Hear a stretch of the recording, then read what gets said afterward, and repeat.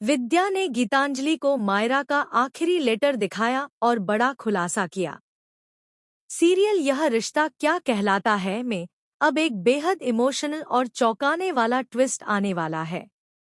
अब तक आपने देखा कि मायरा बार बार अभीरा को याद करती रहती है और उसका लगाव अपनी असली माँ से कम नहीं हो रहा।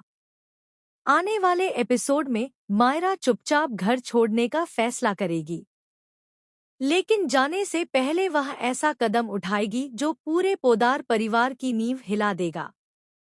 मायरा एक आखिरी लेटर लिखेगी और यही लेटर आने वाली घटनाओं का सबसे बड़ा कारण बनेगा।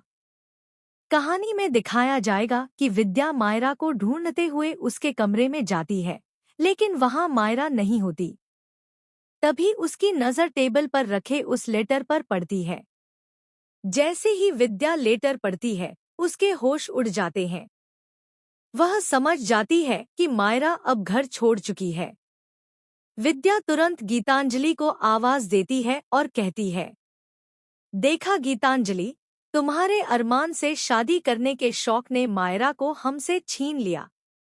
तुम सोचती थी कि अरमान से शादी करके मायरा तुम्हें अपना लेगी, लेकिन सच यह है कि तुम्हारी वजह से मायरा हमें छोड़कर चली गई।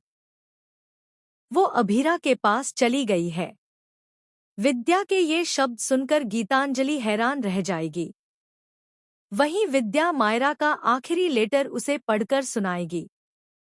उस लेटर में मायरा साफ लिखेगी कि वह गीतांजलि को कभी अपनी मां के रूप में स्वीकार नहीं कर सकती।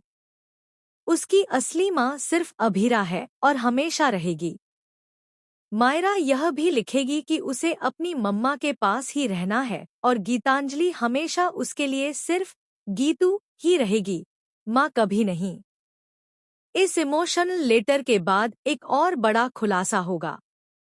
मायरा बताएगी कि पहले वह चाहती थी कि गीतू उसकी मां बने, लेकिन धीरे धीरे गीतांजलि की असलियत सामने आ गई।